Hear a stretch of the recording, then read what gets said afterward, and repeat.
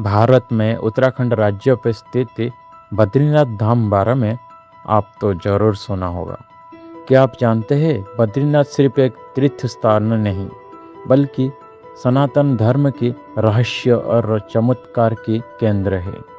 यह मंदिर साल में 6 महीना बंद रहता है, फिर भी यहाँ पे अखंड ज्योति कभी बुझती नहीं है। आखिर ऐसे क्यों? यहाँ का तापमान हमेशा 9 डिग्री सेल्सियस से ज़्यादा नहीं रहता है, लेकिन यहाँ पर बना तप्त कुंड बर्फीला मौसम पे भी पानी का तापमान हमेशा 54 डिग्री सेल्सियस बना रहता है। भीमकुंड जैसे महाभारत काल की साक्षी माना जाता है, कैसे बिना कुछ सपोर्ट पे अपनी जगह पर स्थित है। क्या यह सच है कि बद्रीनाथ बहुत ही जल्दी विलुप्त हो जाएगा? आखिर क्यों यहाँ का मुख्य पुजारी हमेशा केरला की लंबोदरी ब्राह्मण ही होते हैं? आखिर क्यों यहाँ पे पुजारी को पहनना पड़ता है स्त्रियों के कपड़े? इस वीडियो पे आप जानेंगे उन रहस्य के बारे में जो विज्ञान और आस्था के बीच एक अनोखा संतुलन बनते हैं। चलिए शुरू करते हैं रहस्यमय बद्रीनाथ के बारे में।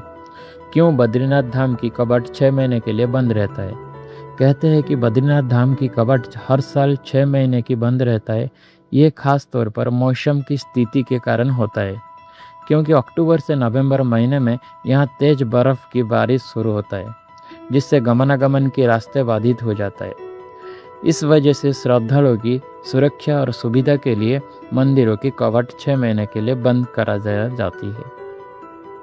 कपाट बंद होने के बाद पूजा का कार्य जोशी मठ के स्थित नरसिम्हा मंदिर में बद्री विशाल उत्सव मूर्ति पे जारी रहता है। कपाट बंद करने की तिथि विजयदशमी दिन घोषित की जाती है और आमतौर पर अक्षय तृतीया के दिन फिर से खोली जाती है।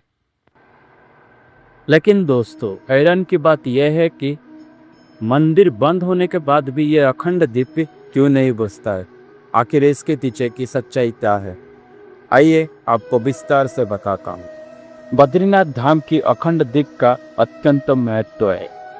इस मंदिर की विशेषता और आध्यात्मिकता दर्शाती है। बद्रीनाथ की जलाई जाने वाली अखंड ज्योति 180 दिन से अधिक समय तक बिना तेल और बत्ती की जलती रहती है। ये अद्भुत घटना है जो वैज्ञानिकों के लिए भी एक रहस्य बनी हुई है। ये भगवान विष्णु की उपासना का प्रतीक मानी जाती है। मान्यता है कि जो लोग ये ज्योति की दर्शन करते हैं उन्हें मोक्ष प्राप्त होता है, इसलिए इसे आध्यात्मिकता यात्रा की महत्व और पूर्ण हिस्सा मानी जाती है। इस प्रकार बद्रीनाथ धाम की अखंड ज्योति न केवल धार्मिक का प्रतीक है, ये श्रद्धालु के लिए आध्यात्मिक का प्रेरणा का स्रोत भी है। दोस्तों, यह मंदिर के बारे में सुनने को मिलता है कि यहाँ पर पुजारी केवल केरल की लंबोदर ब्राह्मण ही पुजारी बनते हैं। ऐसे क्यों है? 7वीं शताब्दी में आदि शंकराचार्य ने नारायण मूर्ति को नारद कुंड से निकालकर यहाँ पर स्थापित किया था और उन्होंने यह परंपरा शुरू की थी। उत्तर भारत पे दक्षिण के ब्राह्मण और दक्षिण भारत पे उत्तर के ब्राह्मण पुजारी बने। इससे संस्कृतियों का आदान प्रदान होगा। यही वजह है कि केरला में लंबोदर पद का ज्ञान रहता है। रबल बनाने से पहले नया रबल बना जाता है ताकि सारी परंपरा का सही ज्ञान हो जाए। इसके अलावा दोस्तों, सबसे हैरान करने की बात यह है कि बद्रीनाथ मौजूद मूर्ति को कोई सामान्य व्यक्ति स्पर्श नहीं कर सकता है, केवल पुजारी ही मूर्ति को स्पर्श कर सकता है। वैसे तो बद्रीनाथ की कई परंपराएं चौंकाने वाली है। ऐसे ही एक परंपरा है जो कि रबल यानी मुख्य पुजारी से जुड़ी हुई है, जिन्हें साल में 2 बार स्त्री वेश धारण करना पड़ता है। रबल पूरे सजसंगर बाधु मंदिर पे प्रवेश करते हैं। पुजारी जी को ऐसे क्यों करना पड़ता है? चलिए इसके पीछे का कारण बताता हूँ। दरअसल बद्रीनाथ में अपने 24 रूप में से एक नर नारायण रूप विराजमान है। नारायण के साथ लक्ष्मी जी की पूजा होती है, साथ में गणेश जी, कुबेर और उद्धव की विग्रह है। लक्ष्मी जी का मंदिर बाहरी हिस्से से है। विजयदशमी के आसपास मंदिर के कपाट बंद किए जाते हैं। इसके बाद बसंत पंचमी के दिन कपाट खुलने की तारीख मुहूर्त तय की जाती है। सामान्य तौर पर अप्रैल मई पे कबाड़ खोले जाते हैं। इस बीच रबल को कबाड़ खोलने और बंद करने का परंपरा निर्वाह करना होता है। हिंदू परंपरा और संस्कृति के अनुसार पुरुष किसी स्त्री को नहीं छूता है। ऐसे में रबल को लक्ष्मी जी की सखी पार्वती का रूप धारण करना होता है। वही सखी बनकर जाते हैं और लक्ष्मी जी के विग्रह को मंदिर में लाते हैं। इस बीच रबल को स्त्री वेश धारण करना पड़ता है।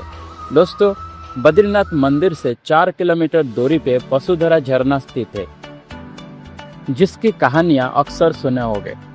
वसुधरा झरना जो पुण्य आत्मा को ही आशीर्वाद देता है, क्यों पापियों पर उनकी बूंद भी गिरने पर इनकार कर देती है। आखिर इसके पीछे क्या सच्चाई है, चलिए जानते हैं इसको बारे में। इस झरना का पानी लगभग 400 फीट ऊंचाई से गिरता है, जो देखने में अत्यंत मनमोहक लगता है। ऐसे बताया गया है कि पांडव महाभारत युद्ध के बाद इसी वसुधरा के रास्ते स्वर्गारोहण यात्रा किए थे।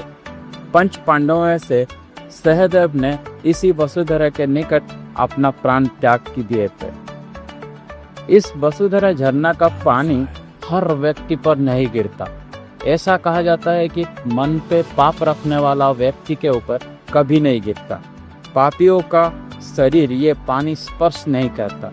जिस व्यक्ति के ऊपर इस झरना का जल गिरता है वो पुण्य आत्मा होता है और उसे मोक्ष का अधिकारी माना जाता है। बद्रीनाथ स्थान पर कुछ ही दूर पर स्थित भीम पुल है, जो कि पर्यटक के लिए आकर्षणीय केंद्र बना हुआ है। इस शिला के संबंध महाभारत काल के बताया गया है। ऐसी मान्यता है कि स्वर्गारोहण की यात्रा के दौरान जब द्रौपदी और पांडव भी सरस्वती नदी की पार नहीं कर सके, तो महाबली भीम ने एक विशाल शिला को उठाकर नदी के दोनों किनारों पर रख दिया और आगे जाने का मार्ग बन गया। तभी से ये पुल का नाम भीम पुल के नाम से किया जाने लगा। सबसे आश्चर्य की बात यह है कि भीम ने ये विशाल शिला को अपने उंगलियों पे उठाया था। इसके प्रमाण आज भी इस शिला पर देखने को मिलती है। भीम पुल की ये शिला पे 5 उंगली की निशान आज भी मौजूद है। भीम पुल एक विशाल शिला से निर्मित ऐसा सुरक्षित पुल है, आज भी सैकड़ों लोग की आना जाना का माध्यम बना हुआ है। दोस्तों, वैसे तो बद्रीनाथ पे चारों ओर से बर्फ से ढके पहाड़ों से घिरे हुए हैं। यहाँ पे कुछ दूरी पर एक ऐसे कुंड स्थित है जहाँ ठंड के बावजूद भी इसका पानी हमेशा गर्म रहता है।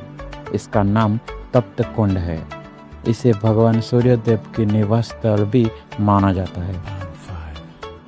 पौराणिक मान्यता अनुसार जब भगवान सूर्यदेव को भक्षी की हत्या का पाप लगा था, तब उन्होंने मुक्ति पाने के लिए नारायण से उपाय पूछा। तब नारायण ने भगवान सूर्यदेव को बद्रीनाथ धाम से मौजूद इस कुंड के अंदर तपस्या करने को कहा था। तभी से ये कुंड को सूर्यदेव की निवास स्थान माना जाती है। ये कुंड हमेशा पानी से भरा रहता है। इस कुंड के आसपास तापमान हमेशा 9 से 10 डिग्री बीच का रहता है, जो इतना कम होता है जो सामान्य पानी भी जमकर बर्फ बन सकता है। लेकिन इस कुंड का पानी का तापमान हमेशा 54 डिग्री रहता है, जो काफ़ी गर्म होता है। ऐसी मान्यता है कि इस कुंड पे स्नान करने से व्यक्ति को चर्म रोगों के लिए हमेशा मुक्ति मिलती है।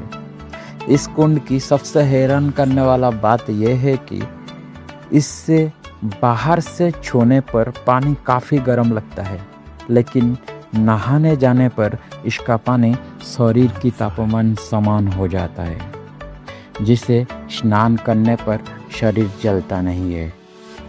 हमारे सनातन धर्मों में सन का विशेष महत्व होता है। ये बात हर कोई जानता है। बल्कि महत्व ही नहीं, समुद्र मंथन से 14 रत्न में से एक शंख भी निकला था। लेकिन बद्रीनाथ धाम में शंख बजाने का रूप है। आखिर ऐसे क्यों? चलिए जानते हैं इसके पीछे की कहानी। मान्यता के मुताबिक मंदिर के प्रांगण में तुलसी भवन जगह पर एक बार लक्ष्मी जी ध्यान मुद्रा पर बैठी थी। उस समय भगवान विष्णु ने शंखचूर्ण नाम का दैत्य का वध किए थे। भगवान विष्णु नहीं चाहते थे कि उनकी ध्यान साधना पे कोई विघ्न आए, इसलिए उन्होंने शंख नहीं बजाया। तभी से बद्रीनाथ धाम पे शंखनाद नहीं करने की परंपरा शुरुआत की गई। यही कारण है यहाँ पे शंख बजाने की रोक की गई है। दोस्तों, आप लोग जानते हैं क्या बद्रीनाथ धाम जल्द ही विलुप्त हो जाएगा? आखिर ऐसे होने का वजह क्या है?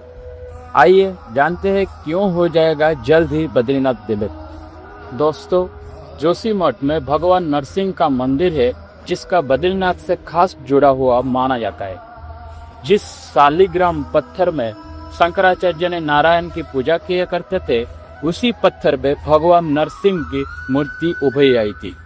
नारायण ने उन्हें नरसिम्हा का शांत रूप का दर्शन दिया था। कहा जाता है कि जोशीमठ पे स्थित भगवान नरसिंह के मूर्ति पे एक हाथ खरसल पतला होके जा रहा है और वो हाथ सुई की जैसे रह गया है।